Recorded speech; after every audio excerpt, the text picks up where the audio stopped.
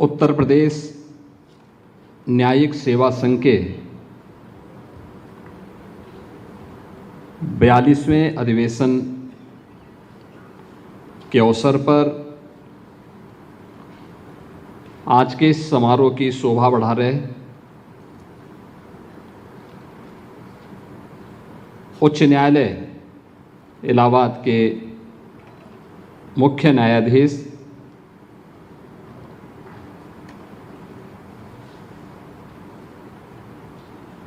परम सम्मानीय जस्टिस अरुण भंसाली जी,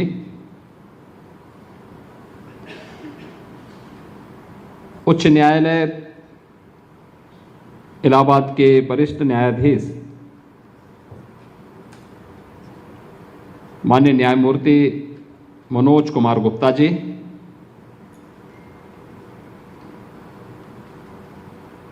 उच्च न्यायालय लखनऊ खंडपीठ के वरिष्ठ न्यायाधीश न्यायमूर्ति श्री राजन राय जी,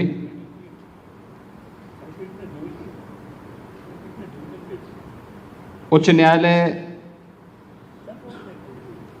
लखनऊ पीठ के और लखनऊ के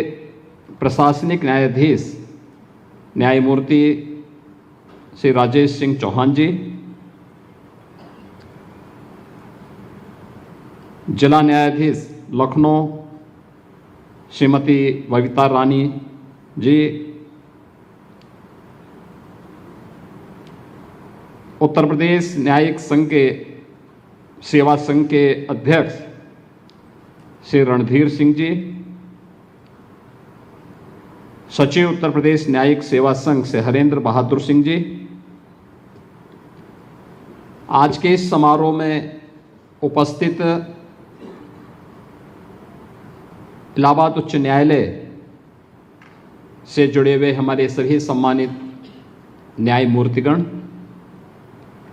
अवकाश प्राप्त न्यायमूर्तिगण और प्रदेश भर से आए हुए हमारे सभी न्यायिक अधिकारीगण और उपस्थित बहनों और भाइयों, 42वें अधिवेशन के अवसर पर प्रदेश की इस राजधानी में आप सबकी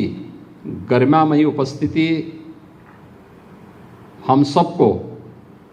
न केवल आनंदित करती है बल्कि एक नए उत्साह के साथ एक नई प्रेरणा की ओर उन्मुख करती है। इस अवसर पर मैं प्रदेश सरकार की ओर से आप सबका हृदय से स्वागत करता हूं, अभिनंदन करता हूं।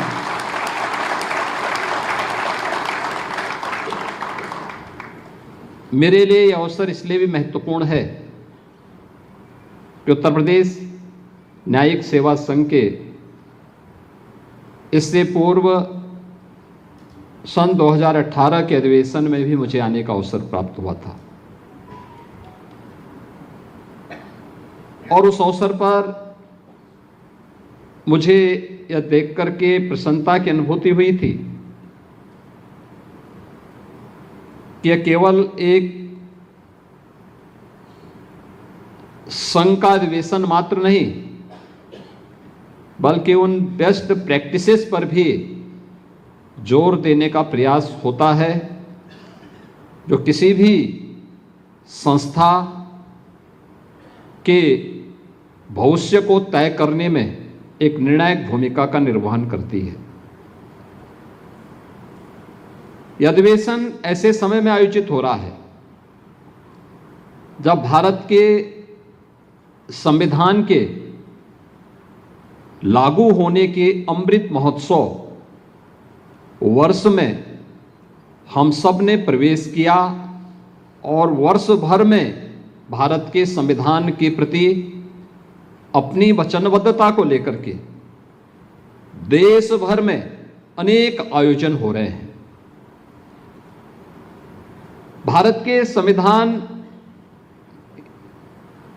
के जो मूल थीम है वो इसी पर आधारित है कि न्याय, समता और बंधुता, उसका प्रतीक यह अधिवेशन न्यायिक अधिकारियों के, उत्तर प्रदेश के न्यायिक अधिकारियों के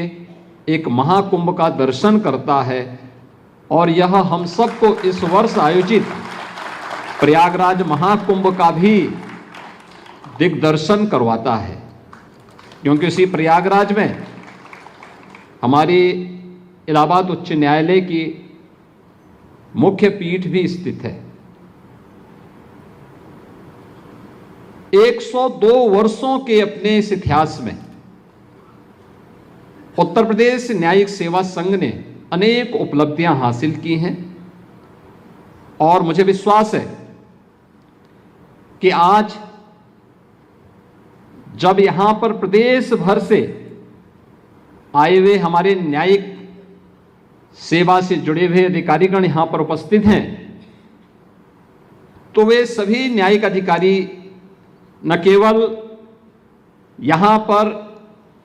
न्यायिक सेवा से जुड़े हुए अधिकारियों की एकता, परस्पर सहयोग और व्यावसायिक दक्षता का भी एक अनुपम उदाहरण प्रस्तुत करने में सफल होंगे। इस विश्वास के साथ मैं इस अवसर पर आप सभी को अपनी शुभकामनाएं देता हूं। यह हमारे लिए गौरव का विषय है कि देश का सबसे बड़ा और दुनिया का किसी भी राज्य से जुड़ा हुआ सबसे बड़ा उच्च न्यायालय हमारे प्रदेश में स्थित है। आज यहां प्रदेश के हमारे मुख्य न्यायाधीश जी का भी और प्रदेश के हमारे इलाहाबाद उच्च न्यायालय और लखनऊ उच्च न्यायालय के हमारे वरिष्ठ जो न्यायाधीश हैं, उनके अलावा हमारे तमाम अन्य न्यायमूर्ति गणों का हमें यहां सानिध्य प्राप्त हो रहा है। ये मेरे लिए और खास तौर पर उत्तर प्रदेश के लिए अत्यंत महत्वपूर्ण है, क्योंकि किसी भी राज्य के लिए उसके परसेप्शन को वहां के जनमानस में विश्वास के रूप में प्रस्तुत करने के लिए देश और दुनिया के सामने अपने आप को प्रस्तुत करने के लिए न्यायपालिका की एक बड़ी भूमिका होती है। हम सब जानते हैं कि देश की आजादी के अमृत महोत्सव वर्ष के अवसर पर देश के यशस्वी प्रधानमंत्री जी ने देशवासियों को देश की आजादी के शताब्दी महोत्सव के अवसर पर एक विकसित भारत के संकल्प के साथ जोड़ा था। विकसित भारत कैसा होगा, इसकी शुरुआत हमें अपनी इकाई से प्रारंभ करना होगा। हम राज्य में कार्य कर रहे हैं तो विकसित भारत का विकसित उत्तर प्रदेश, हम लोग जनपद में कार्य कर रहे हैं तो विकसित उत्तर प्रदेश का विकसित जनपद, हम जिस क्षेत्र में काम कर रहे हैं उन क्षेत्रों में केवल विकास की इकाई आर्थिक क्षेत्र में नहीं, बल्कि समग्रता को लेकर के जब चलेगी तो वह समग्रता सबकी खुशहाली का कारण बनेगा, सबकी समृद्धि का कारण बनेगा। और उसका रास्ता प्रारंभ होता है एक सुदृढ़ न्यायिक व्यवस्था से। न्याय सुगम भी हो और त्वरित भी हो। सुशासन के लक्ष्य को अगर हमें प्राप्त करना है तो हमें न्याय को उतना ही सुगम और उतना ही त्वरित भी बनाना पड़ेगा। और इस दिशा में जो प्रयास हुए हैं, मैं यहां पे न्यायिक सेवा संघ के अध्यक्ष जी का उनका वक्तव्य सुन रहा था, देख रहा था कि कैसे गत एक वर्ष में, यानी वर्ष 2024 में अगर हम देखते हैं तो हमारे जनपद और ट्रायल कोर्ट्स में 72 लाख मामलों का निस्तारण हुआ है। यानी 72 लाख एक बड़ी संख्या है, लेकिन आज भी हमारे सामने चैलेंज है कि 1,15,00,000 से अधिक मामले हमारे पास लंबित पड़े हुए हैं। जितने नए मामले आए थे उससे ज्यादा मामलों को हम लोगों ने समाधान किया, और उसका परिणाम प्रदेश के अंदर भी आप सबको देखने को मिल रहा होगा। हमारी स्पीड जितनी तेज होगी, हम आम जन के मन में उतना ही दृढ़ विश्वास बनाने में सफल होंगे, और उन सभी बातों को ध्यान में रख करके ही सरकार ने भी इस बात को सुनिश्चित किया है कि हम भी उस दिशा में न्यायिक व्यवस्था को और भी सुदृढ़ बनाने के लिए, न्याय को और भी सुगम और त्वरित बनाने में राज्य सरकार भी अपनी भूमिका का निर्वहन कर सके। मैं अभिनंदन करूंगा आप सबका इस बात को लेकर के कि नए भारत में न्यायिक प्रणाली कैसे होनी चाहिए। उस दृष्टि से 3 नए कानून 1 जुलाई 2024 से लागू हुए, और प्रारंभ में जो आशंका थी कि ये 3 नए कानून लागू होने, इसको आगे बढ़ने में कठिनाई होगी, समझने में दिक्कतें होंगी, लेकिन न्यायिक अधिकारियों ने जितनी तत्परता के साथ इसे लागू किया, और आज आम जनमानस के बीच में, यानी 1 वर्ष के अंदर ही यह साबित हो गया कि 3 नए कानून अब दंड पर आधारित नहीं बल्कि न्याय की सुदृढ़ व्यवस्था पर भारत की न्यायपालिका की नींव को और मजबूती के साथ आगे बढ़ाने में सफलतापूर्वक आगे बढ़ रहे हैं। यह हमारी न्यायिक प्रणाली और भारत के लोकतंत्र की एक मजबूत इमारत को आगे बढ़ाने में एक मील के पत्थर साबित होने जा रहे हैं। यह हमने पिछले 1 वर्ष के अंदर फिर से इस बात को महसूस किया है। आज के इस अवसर पर जब हम यहां पर इस सम्मेलन में यहां पर उपस्थित हुए हैं, मैं जरूर इस बारे में ध्यान भी आकर्षित करना चाहूंगा कि उत्तर प्रदेश सरकार इस बात के लिए प्रतिबद्ध है, क्योंकि मेरा यह मानना है सुशासन के लक्ष्य को हम लोग न्यायपालिका के द्वारा किए जाने वाले कार्यों और एक आम जनमानस को जितनी भी समय पे सस्ती और सुगम न्याय उपलब्ध हो सकता है, वह हमारे सुशासन के लक्ष्य को प्राप्त करने के लिए और विकसित भारत के प्रति हमारी प्रतिबद्धता को आगे बढ़ाने में निर्णायक भूमिका का निर्वहन करने वाला है। और इस दृष्टि से हम लोग प्रारंभ से इस बारे में पूरी प्रतिबद्धता के साथ कार्य करते रहे हैं, और इसमें सरकार ने हर स्तर पर प्रयास भी किया है। 2024-25 में माननीय उच्च न्यायालय इलाहाबाद के माननीय न्यायमूर्तिगणों के लिए प्रयागराज में आवास के निर्माण के लिए 62 करोड़ 41 लाख रुपए की हम लोगों ने प्रशासनिक और वित्तीय सहायता स्वीकृति दी है। इसी प्रकार से लखनऊ बेंच के भी माननीय न्यायमूर्तिगणों के लिए आवासीय सुविधा के लिए 117 करोड़ रुपए की प्रशासनिक और वित्तीय स्वीकृति हम लोग पहले ही उपलब्ध करवा चुके हैं। उच्च न्यायालय लखनऊ के यहां के अधिकारियों और कर्मचारियों के लिए भी 99 करोड़ रुपए की आवास निर्माण की सहायता हम लोग उत्तर प्रदेश सरकार के द्वारा पहले ही उसको जारी कर चुके हैं। और प्रयागराज में भी माननीय उच्च न्यायालय के अधिकारियों के लिए 896 आवास भवनों के निर्माण के लिए भी हम लोगों ने प्रदेश सरकार की ओर से एक सैद्धांतिक स्वीकृति पहले ही जारी कर दी है। वादकारी खंड के निर्माण के लिए 112 करोड़ 6 लाख रुपए, इसके प्रस्ताव को भी हम लोग सैद्धांतिक रूप से आगे बढ़ा चुके हैं। और प्रयागराज में उच्च न्यायालय इलाहाबाद के हेरिटेज भवन के रखरखाव के लिए भी 44 करोड़ 91 लाख रुपए की प्रशासनिक और वित्तीय स्वीकृति राज्य सरकार पहले ही जारी कर चुकी है,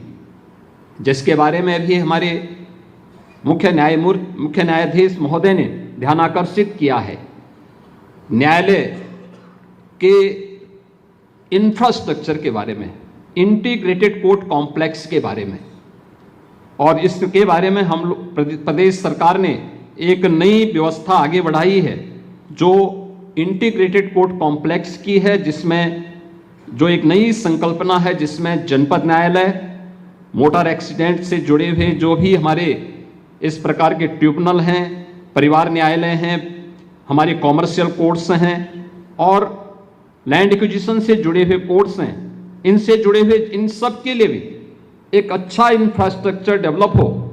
इन सभी को एक हम लोग इंटीग्रेटेड कॉम्प्लेक्स उपलब्ध करा सकें। इसके लिए 10 जनपदों में हम लोगों ने इंटीग्रेटेड कोर्ट कॉम्प्लेक्स के लिए अपनी सैद्धांतिक स्वीकृति दी है, जिसमें से 6 जनपदों के लिए हम लोगों ने 1645 करोड़ रुपए की राशि जारी भी कर दी है, जिस पर बहुत शीघ्र एक नए यानी न्यू मॉडल के इंटीग्रेटेड कोर्ट कॉम्प्लेक्सेस हमें वहां उपलब्ध होंगे। इसके अलावा महिलाओं के प्रति अपराध और राज्य सरकार की उसके प्रति गंभीरता को ध्यान में रख करके हम लोगों ने POCSO courts, fast track court और अन्य न्यायालयों की आवश्यकताओं को ध्यान रखते हुए 381 न्यायालयों के गठन को भी अब तक हम लोग पूरा कर चुके हैं। केंद्र सरकार के द्वारा जो कोर्ट रूम एवं आवासीय निर्माण के लिए भी धनराशि समय समय पर जारी की जाती है, वह 2023-24 में 148 करोड़, 2024-25 में 239 करोड़, 2025-26 में अब तक 75 करोड़ से अधिक की धनराशि राज्य सरकार जारी कर चुकी है। जनपदीय न्यायालयों में सीसीटीवी कैमरा और अन्य सुरक्षा उपकरणों के लिए 92 करोड़ रुपए से अधिक की प्रशासनिक और वित्तीय स्वीकृति पहले ही जारी की जा चुकी है। फायर फाइटिंग आदि की स्थापना के लिए 59 जनपदों के लिए अब तक 19 करोड़ रुपए से अधिक की धनराशि भी अमुक्त की जा चुकी है। तो यहां पर हमारे न्यायिक संघ के प्रदेश के अध्यक्ष जी ने कहा था कि द्वितीय राष्ट्रीय न्यायिक वेतन आयोग को उत्तर प्रदेश ने पूर्ण रूप से लागू कर दिया है और देश के उन राज्यों में है जिन्होंने पहले लागू करने वाले अग्रणी राज्यों में से उत्तर प्रदेश है, जिसमें न्यायिक अधिकारियों के वेतन भत्तों के एरियर के भुगतान हेतु 1092 करोड़ 37 लाख रुपए के अधिक की राशि को भी राज्य सरकार ने अपनी स्वीकृति दी है। उत्तर प्रदेश में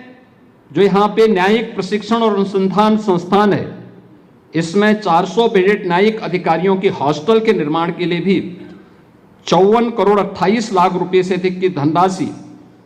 स्वीकृति की जा चुकी है और परियोजना ये लगभग पूर्ण हो चुकी है। न्यायिक प्रशिक्षण और अनुसंधान संस्थान में 14 करोड़ 22 लाख रुपए की लागत से एक अच्छा स्पोर्ट्स कॉम्प्लेक्स भी वहां पर निर्मित किया जा चुका है, कराया जा रहा है। इसके अलावा संस्थान में वहां पर अत्याधुनिक लेक्चरर हॉल, प्रशासनिक भवन, प्रशिक्षण ब्लॉक और कंप्यूटर लैब के लिए भी 8 करोड़ 77 लाख रुपए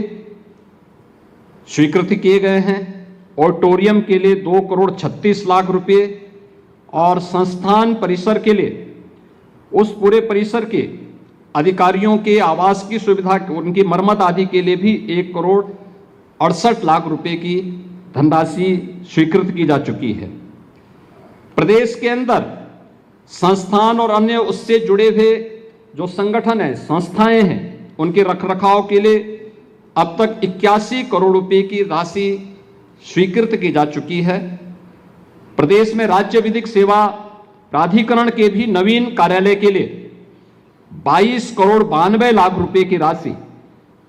से यह निर्मित किया गया है और डॉक्टर राजेंद्र प्रसाद राष्ट्रीय विधि विश्वविद्यालय प्रयागराज के निर्माण के लिए भी 387 करोड़ रुपए से अधिक की राशि इसे उपलब्ध करवाई गई है, जिस पर निर्माण कार्य प्रगति पर है। इसके अलावा प्रदेश में 110 ग्राम न्यायालय क्रियाशील किए जा चुके हैं और अन्य जगह जहां से भी हमें प्रस्ताव प्राप्त हो रहे हैं उसे प्राथमिकता के आधार पर आगे बढ़ाने की कार्रवाई प्रारंभ की गई है। आने वाले समय में प्रदेश के अंदर न्यायालयों में हम लोग आधुनिक तकनीक का उपयोग कर सकें, वाद प्रबंधन से संबंधित डाटाबेस विश्लेषण और एआई का उपयोग भी हमारे न्यायालयों में हो सके, न्यायिक व्यवस्था के कार्यों को उससे हम और उन्नत बना सकें। राज्य सरकार इसके लिए पूरी प्रतिबद्धता के साथ कार्य को आगे बढ़ाने के लिए प्रतिबद्ध है। न्यायिक व्यवस्था में डिजिटल बुनियादी ढांचे के निर्माण के साथ ही interoperable criminal justice system के अंतर्गत e courts, e policing, e prison, e prosecution और ई फॉरेंसिक के इंटीग्रेशन के लिए भी प्रदेश सरकार पूरी प्रतिबद्धता के साथ कार्य कर रही है। प्रदेश के अंदर लिटिगेशन टाइम को कम किया जा सके, इस दिशा में राज्य सरकार पूरी मजबूती के साथ न्यायपालिका के साथ मिलकर के हर प्रकार का सहयोग करने को तैयार है। मेरे सामने न्यायिक अधिकारियों से जुड़े हुए कुछ समस्याओं को भी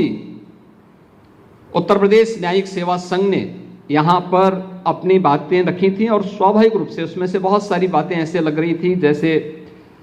कि ये बहुत पहले होना चाहिए था। 2018 में हम लोगों ने उत्तर प्रदेश के न्यायिक अधिकारियों के लिए जो उनका कल्याण कोष था, उसका एक कॉर्पस फंड हम लोगों ने उस समय तैयार किया था 10 करोड़ का। स्वाभाविक रूप से समय के साथ हम आगे बढ़ेंगे, सुरक्षा और हर प्रकार से उन्हें न्यायिक सेवा संघ के माध्यम से भी सहयोग किया जा सके, इसके लिए हम प्रदेश सरकार की तरफ से 50 करोड़ रुपए के कॉर्पस फंड उत्तर प्रदेश न्यायिक सेवा संघ को उपलब्ध करवाने की यहाँ पर आज मैं बड़ी विनम्रता के साथ घोषणा करता हूँ। इसके साथ ही प्रदेश के अंदर जनपद न्यायालयों में जो न्यायालय के अंदर जो इतनी पेंडिंग्स हैं, 1,15,00,000 से अधिक मामले अभी भी लंबित पड़े हुए हैं। यद्यपि एक वर्ष में जितने मामलों का डिस्पोजल हुआ है वह एक काफ़ी अच्छी संख्या है, बड़ी संख्या है। एवरेज दिखता है कि एक न्यायिक अधिकारी एक दिन में, जो हमारे न्यायिक सेवा संघ के अधिकारी बोल रहे थे, तो उसमें एवरेज ऐसे आ रहा था कि अगर उनकी छुट्टियों को भी हम काट दें, माने छुट्टी के दिन भी काम कर रहे हैं, तो भी 10 मामलों का उन्होंने डिस्पोजल किया है एक दिन में एक अधिकारी ने।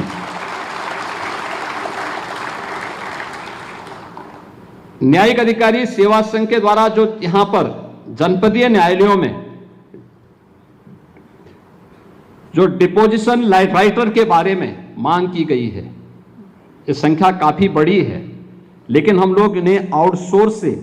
इसमें सैद्धांतिक सहमति दे रहे हैं। इस बारे में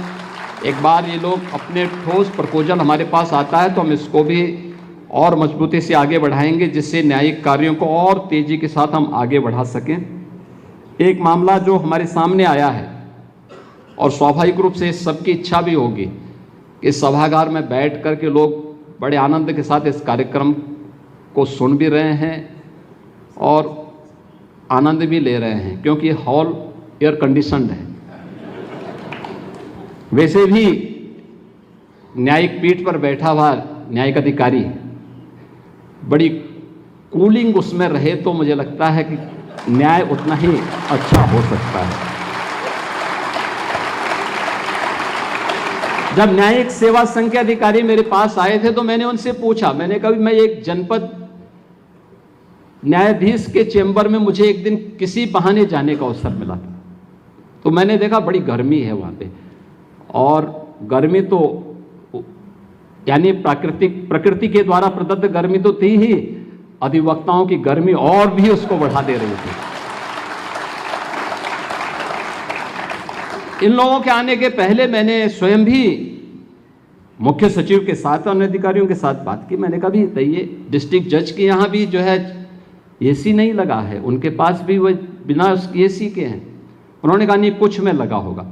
तो हमने कहा भाई एक प्रस्ताव लाइए, कम से कम उनके यहाँ तो लग जाए एसी। और आज मैं इस बात की घोषणा करूंगा कि उन सबको वातानुकूलित करने के लिए प्रदेश सरकार पूरा सहयोग करेगी, जिससे अच्छी सुविधा वहाँ पर होगी तो उसको हम और अच्छी व्यवस्था के साथ आगे बढ़ाएंगे। और एक अन्य बात जो है वह है कि सुरक्षा से संबंधित भी एक मामला सामने रखा है। मुझे लगता है कि प्रदेश सरकार इस मामले में आपसे उचित प्रस्ताव लेकर के और प्रत्येक जनपद स्तर पर इस मामले को भी पूरी प्रतिबद्धता के साथ आगे बढ़ाएगी। मैं एक बार फिर से उत्तर प्रदेश न्यायिक सेवा संघ से जुड़े हुए आज के इस अधिवेशन में आप सबका यहाँ पर खासतौर पर अपने इलाहाबाद उच्च न्यायालय के मुख्य न्यायाधीश महोदय का,